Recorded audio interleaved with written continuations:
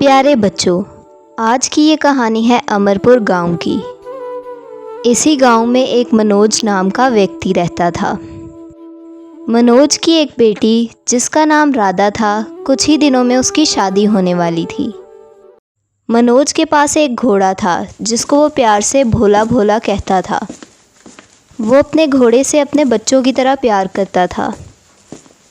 एक दिन मनोज अपने कुछ साथियों के साथ काम पर जा रहा था कि तभी उसके एक साथी ने पूछा, अरे मनोज, मैंने सुना है कि तुम्हारी बेटी की जल्द शादी है।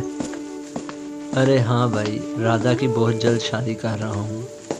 वो सब तो ठीक है, मगर क्या तुमने शादी की सभी तैयारियां कर ली हैं? अरे भाई, मैं तो पूरी कोशिश कर रहा हूँ कि बेटी को अच्छे से विदा करूँ, लेकिन जो कमाता हूँ वो खर्च हो जाता है। चलो कोई नहीं, ऊपर वाला सब बेहतर करेगा। यही सब बातें करते करते रामू अपने काम की जगह पर पहुंच गया और अपने काम पर लग गया।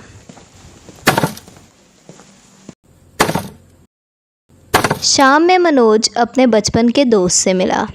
अरे मनोज, मेरे दोस्त, कैसा है यार? मैंने सुना है कि तेरी बेटी की बहुत जल्द शादी है। क्या तूने बेटी राधा के लिए गहने खरीद लिए हैं?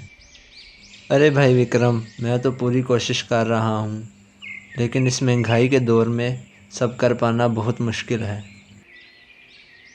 अरे भाई, मेरे पास कुछ पैसे होते तो मैं तुम्हारी मदद ज़रूर करता। अगर तुम चाहो तो सेठ के पास जा सकते हो, वो तुम्हारी मदद ज़रूर करेगा। अगली सुबह होते ही मनोज अपने घोड़े को लेकर सेठ के यहाँ पहुँच गया और सेठ को बुलाने लगा। सेठ जी।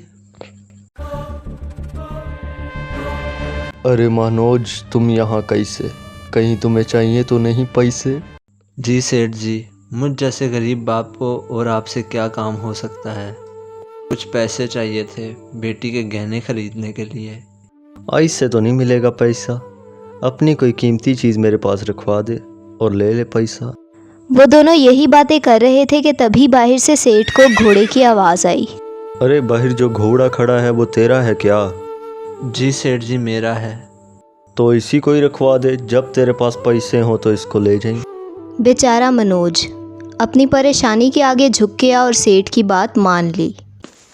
अगले दिन वो अपनी बेटी राधा को लेकर शहर की ओर चल पड़ा। शहर में वो अच्छे गहनों की दुकान पर गए और मनोज गहनों को देखकर कहने लगा, ये गहने तुम पर खूब जचेंगे।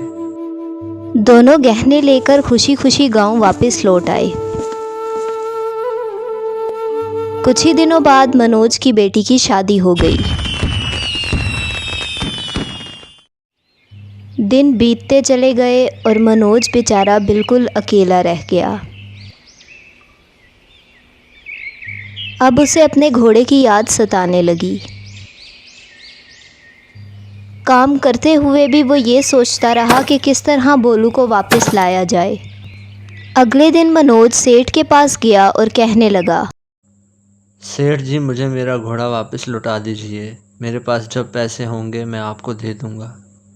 अरे मनोज, अगर तू सारे पैसे एक साथ दे सकता है तो अभी घोड़ा ले जा। सेठ जी, अगर मेरे पास पैसे होते तो मैं आपको अभी के अभी दे देता। मैं कुछ दिनों तक आपको आपके पैसे लौटा दूंगा। जैसे कि महंगाई बढ़ती जा रही है, अब तो मैं तेरे से घोड़े का 2 गुना दाम लूँगा। अब यहाँ तभी आना जब तेरे पास पैसे हों। मनोज चुपचाप वहाँ से चला गया। कुछ ही दिनों बाद मनोज जंगल से गुजर रहा था कि तभी भोलू ने उसे आवाज़ दी।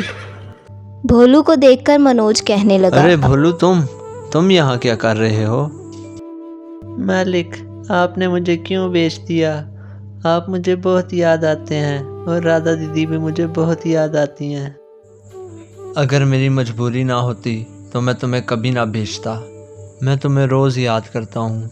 मैं सेठ के पास गया था पर उसने मेरी एक ना सुनी और मुझे तुमसे मिलने भी ना दिया। वो दोनों ये बातें कर ही रहे थे कि तभी वहाँ एक व्यक्ति आया और कहने लगा, अरे ओ भाया, क्या तुम मेरी मदद करोगे? कुछ सामान है जो पास के गांव में लेकर जाना है। क्या तुम इस घोड़े पर रखकर ले जाओगे? ठीक है भाई, मैं तुम्हारी मदद करूँगा। मनोज ने सामान घोड़े पर रखा और आलोक के पीछे चलने लगा। चलते चलते वो एक महल के पास पहुंच गए। तभी आलोक उससे कहने लगा, मनोज भाया तुम यहाँ ही रुको, हम अभी आते हैं। आलोक, शाही सैनिकों ने मुझे बताया कि किस तरह शेर ने तुम्हारे गधे पर हमला कर दिया था, लेकिन फिर भी तुम अपनी जान पर खेलकर शाही फल लेकर आए। इसका तुम्हें इनाम मिलेगा। तभी आलोक बादशाह से कहने लगा, मालिक, इस इनाम का अकेला मैं हकदार नहीं। ये फल यहाँ लाने में किसी ने मेरी मदद की है, तो ठीक है, जिसने तुम्हारी मदद की है हम उसे भी इनाम देंगे। तभी मनोज को भी दरबार में बुलाया गया। बादशाह ने शाही खजाने में से कुछ खजाना मनोज को भी बतौर इनाम दिया। मनोज ने वो खजाना घोड़े पर रखा और गांव की तरफ जाने लगा। और गांव पहुंचते ही मनोज ने सेठ से घोड़े को दोगुने दामों में ख़रीद लिया और खुशी खुशी अपना जीवन बिताने लगा।